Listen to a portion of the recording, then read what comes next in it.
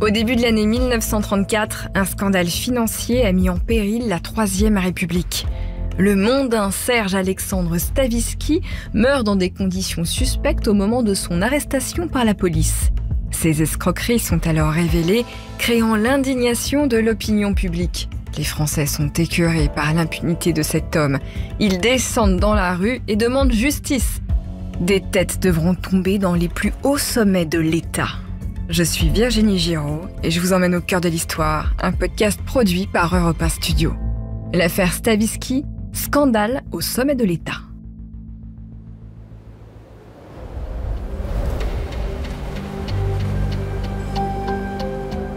Nous sommes à Chamonix le 8 janvier 1934. Il est à peine 16h, mais il fait déjà sombre. Malgré le jour déclinant, le couple Farjas marche dans la neige, les bras chargés de victuailles. À cette heure-ci, ils ne devraient croiser personne, et pourtant ils distinguent des silhouettes qui entourent leur chalet, le vieux logis. Que se passe-t-il ? Inquiets, ils décident de rebrousser chemin. À l'intérieur du chalet, un homme seul voit lui aussi les silhouettes par la fente de ses volets clos. Il reconnaît aussitôt des gendarmes et des policiers. Mais pour lui, il est déjà trop tard pour fuir.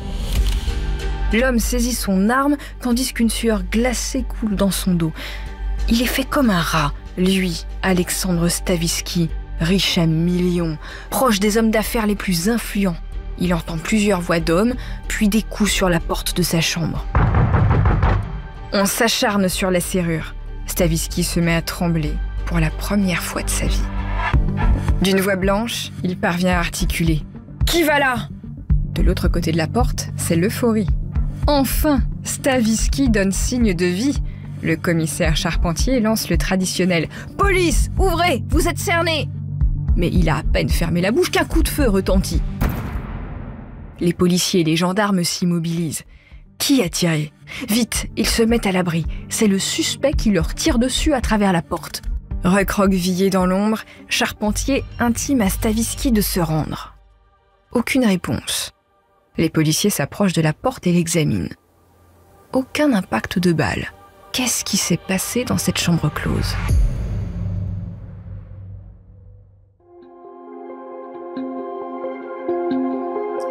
Le 15 décembre 1933, Maxime Sadron, contrôleur des finances pour le Trésor public, se présente au Crédit municipal de Bayonne pour vérifier les comptes. Il ne s'est pas annoncé. Dans ce genre de visite, c'est en venant à l'improviste qu'on fait recette. Le Crédit municipal, c'est ma tante. Enfin, c'est aussi ce qu'on appelle le mont-de-piété. C'est un organisme qui, à l'origine, dès le XVe siècle en Italie, prête de l'argent aux gens momentanément dans le besoin. On y dépose des objets plus ou moins précieux et en échange, l'organisme accorde un prêt en argent. Les objets déposés sont mis en gage jusqu'à ce que le déposant revienne les chercher. Souvenez-vous de l'infâme Thénardier dans Les Misérables de Victor Hugo qui met en gage au mont-de-piété le trousseau de la pauvre petite Cosette contre de l'argent. Pour bien comprendre l'escroquerie que Maxime Sadron est sur le point de découvrir, il faut que je vous explique en quelques mots le fonctionnement du mont-de-piété. Pour obtenir l'argent liquide qu'il remet à ses clients, le mont-de-piété émet des bons de caisse. Ces bons sont remis à une banque qui fournit le cash. Mais un jour ou l'autre, il faut la rembourser. En cette journée du 15 décembre, le directeur du Crédit municipal de Bayonne est absent, mais Maxime Sadron s'installe à son bureau et farfouille. Il aime bien fouiner, Maxime Sadron, surtout dans les établissements bancaires. Il y a toujours une ou deux manigances à découvrir. Les conséquences de ces découvertes du jour vont dépasser ses espérances et le faire entrer dans l'histoire. Il ne tarde pas à mettre la main sur un carnet d'émissions de bons. 6 sont signés en blanc. Un bon signé en blanc sous le coude d'un directeur d'établissement bancaire, c'est comme un chèque en blanc. C'est illégal. Et c'est exactement ce que cherche notre receveur des finances. Il met bons et registres dans sa sacoche et s'en va examiner ça de plus près dans son bureau. Ça ne prend pas longtemps. Quelques jours plus tard, Gustave Tissier, directeur du Crédit municipal de Bayonne, est arrêté. Il avoue sans tarder un détournement de 240 millions de francs, une belle somme. Emprisonné, Gustave Tissier ne veut pas plonger seul. Il met en cause Joseph Garat, le député-maire de Bayonne, le commanditaire du détournement d'après Tissier. Puis il implique un homme d'affaires célèbre dans la région qui entre aussitôt dans le collimateur de la police, le richissime Monsieur Alexandre. Il s'agit de Serge Alexandre Stavisky, et ce n'est pas un perdreau de l'année. 1m73, svelte, toujours rasé de près et gominé, c'est un homme d'affaires influent connu de tous. Il est à la tête de nombreuses sociétés. Il loge dans les beaux hôtels et mange dans les meilleurs restaurants. Il compte parmi ses relations, et même ses amis, un certain nombre de ministres et de parlementaires qui témoignent de son honorabilité. Oui, mais Monsieur Alexandre est aussi un type peu recommandable qui a amassé une petite fortune grâce à ses escroqueries. Il est, comme on dit, bien connu des services de police. Serge Alexandre Stavisky est né en 1886 en Russie. Il est arrivé en France en 1890 avec sa famille. Son père l'imagine médecin, mais lui préfère quitter l'école à 16 ans pour faire carrière dans le music-hall.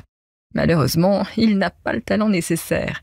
Il quitte la scène sans pour autant reprendre ses études. Il aime le champagne, les cabarets, les femmes et la vie frivole qui va avec. Pour s'assurer un tel train de vie, il se met à voler son père, puis à traficoter, même en temps de guerre. Et ça marche, parce que pour la roublardise, il a un vrai talent. Après l'armistice, l'argent coule à flot. Stavisky est devenu un maître de l'escroquerie.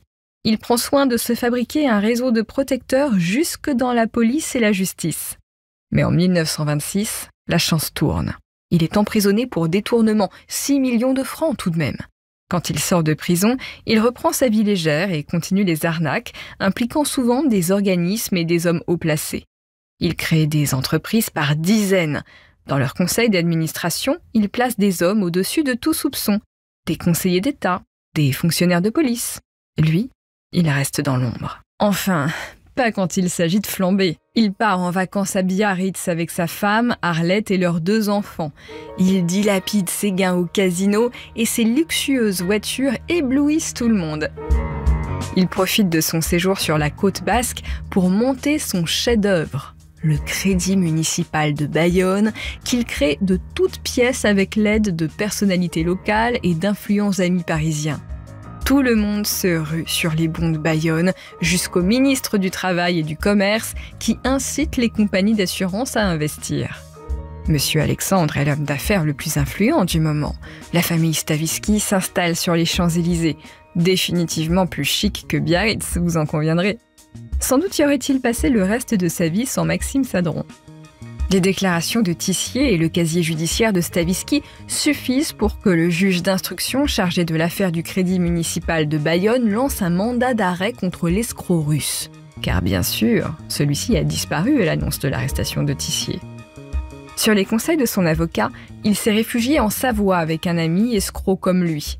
Dans un premier temps, il s'installe dans une villa à Servoz, puis à Chamonix, au Vieux-Logis. C'est un chalet assez éloigné du centre, sans voisins proches, le type même du vieux chalet savoyard avec une façade moitié pierre, moitié bois. La vue sur l'aiguille du Midi, le Mont Blanc et les glaciers des Bossons et d'Argentière est superbe. Exactement ce qu'il faut à Monsieur Alexandre. Mais l'escroquerie de Bayonne prend de l'ampleur et Monsieur Alexandre se sent traqué. Il n'a pas tort. Sa photo est en une de tous les journaux et la police perquisitionne les sièges de toutes ces sociétés. Les escroqueries du beau mondain sont révélées et déjà on s'interroge. Comment cet homme a-t-il pu agir aussi longtemps en toute impunité ? Il doit être protégé en haut lieu, très haut même. Début janvier 1934, 3 policiers parisiens débarquent à Servoz. Il y a le commissaire Charpentier et les inspecteurs Le Gall et Girard. Ils se rendent dans la villa qu'on leur a indiquée, mais l'oiseau a quitté le nid. Ils enquêtent sur place, naviguant à l'aveugle sans beaucoup de succès. Ils savent que Stavisky est là, à Chamonix ou tout près. Mais où ? Alors qu'ils sont sur le point de plier bagages, un tuyau arrive de Paris. Stavisky s'est réfugié dans un chalet nommé le Vieux-Logis. Les gendarmes commencent la surveillance. Peu avant 14h, le 8 janvier, le couple Farjas, qui vit avec Stavisky, quitte le Vieux-Logis. Stavisky lui-même se replie dans sa chambre, tout volet clos, comme toujours quand il est seul. Il n'a pour tout mobilier qu'un vieux lit, une table, une chaise et une armoire. On est loin de l'hôtel Claridge des Champs-Élysées qu'il a hâte de retrouver. En attendant, il lit la presse pour savoir ce qu'on dit de lui. À ses côtés, il a posé son pistolet, dont il ne se sépare plus. Tout à coup, il dresse l'oreille. Il y a un bruit là, dehors. Stavisky s'assoit d'un bond, éteint la lumière et saisit son arme. Il entend des pas dans la neige qui longe le chalet. Plusieurs personnes, au moins 4. Pas les Farjas donc. Voilà qu'on frappe. Ce sont Charpentier, Le Gall et Girard. Ils sont accompagnés de Chatou, le propriétaire du chalet, dont ils font le tour pour trouver une entrée. Chatou repère une fenêtre restée ouverte. Il va chercher une échelle dans une remise, il grimpe et enjambe la fenêtre. Puis de l'intérieur, il ouvre la porte aux policiers. A priori, il n'y a personne dans le chalet, sauf que la porte d'une des 2 chambres est fermée à clé de l'intérieur. Les 3 policiers et le propriétaire regardent la porte en silence. Charpentier tripote nerveusement dans sa poche le mandat d'arrêt contre Stavisky, mais il n'enfonce pas la porte, une simple porte de bois pour cueillir son suspect.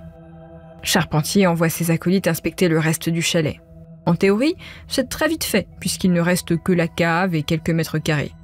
Mais Charpentier reste quand même 20 minutes seul devant la porte close.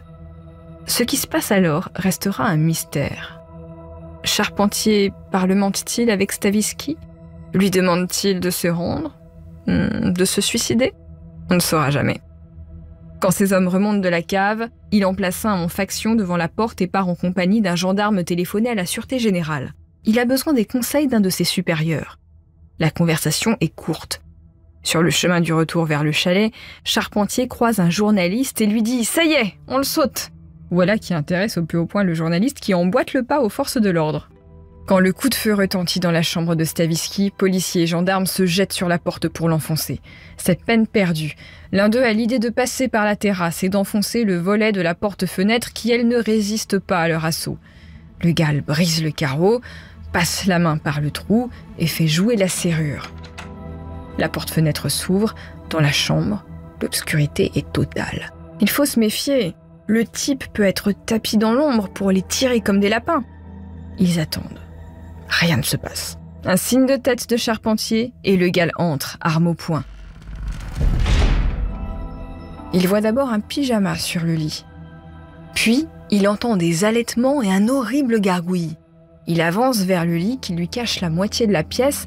Sur le plancher dans la pénombre, il distingue des pieds. Il fait le tour du lit et découvre le corps tremblant d'un homme qui tient encore une arme à la main. Son sang coule par un trou à la tempe. Devant ce corps agonisant, Charpentier ne sait pas quoi faire. Ce n'est décidément pas un homme d'action. Il a besoin que sa hiérarchie lui donne des ordres. Quand le docteur Jamin arrive sur place, il est trop tard. Stavisky est plongé dans un coma dont il ne sortira jamais. Il déplace quand même le corps et lui glisse un oreiller sous la tête. Le moribond n'arrivera à l'hôpital de Chamonix qu'après 18 heures. Et le lendemain, 9 janvier 1934, à 3h50 du matin, Stavisky meurt à l'hôpital sans qu'on ait pu l'opérer. La photo de son cadavre sanglant s'affiche en une des journaux à scandale. L'annonce de sa mort retentit comme un coup de tonnerre. Aussitôt, on soupçonne la police de l'avoir assassiné. Cet homme-là en savait trop. Il ne devait en aucun cas parler. Mais jusqu'à quel point en savait-il trop ? Sur qui ? Le gouvernement se débarrasse de Stavisky en le faisant abattre à Chamonix. La thèse officielle du suicide est battue en brèche par de nombreux témoignages contradictoires. Le gouvernement de Camille Chotan, président du Conseil, est au début d'une crise politique sans précédent. Le scandale a d'importantes répercussions politiques lorsque l'opinion apprend les liens qui lient Stavisky à certains parlementaires en vue. Parce que Stavisky était juif, influent et escroc, l'extrême droite dénonce les compromissions de M. Alexandre et ses amitiés jusqu'au sommet de l'État qui lui permettaient de s'enrichir à millions. Ces révélations attisent la rancœur des Français qui descendent dans la rue. La presse dévoile les noms des relations de Stavisky dans la police, la justice et le monde politique.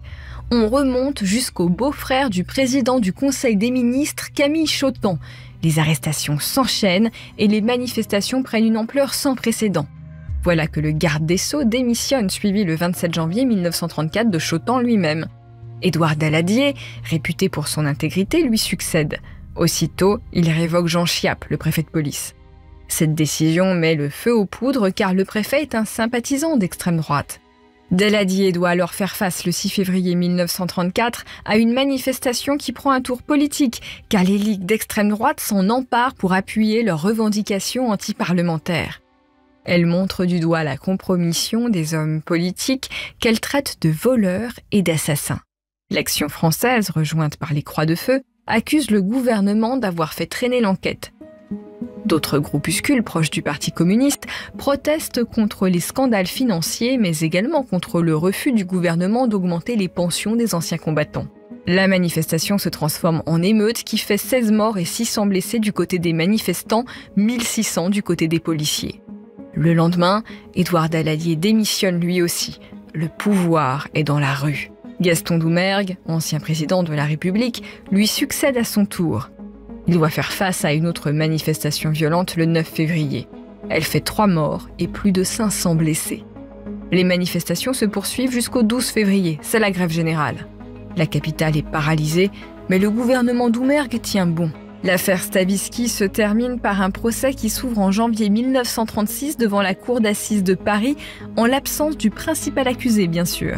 Il compte 250 témoins et 50 avocats pour 20 inculpés. 9 d'entre eux sont condamnés, dont 2 parlementaires, Gaston Bonheur, député de Paris, et Joseph Garat, député maire de Bayonne.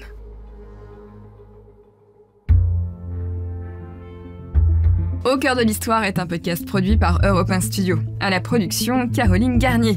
À la réalisation, Nicolas Gaspard. À la direction artistique, Julien Tarot. À la composition des musiques originales, Julien Tarot et Sébastien Guidis. À la communication et à la diffusion, Nathan Laporte et Marie Corpet.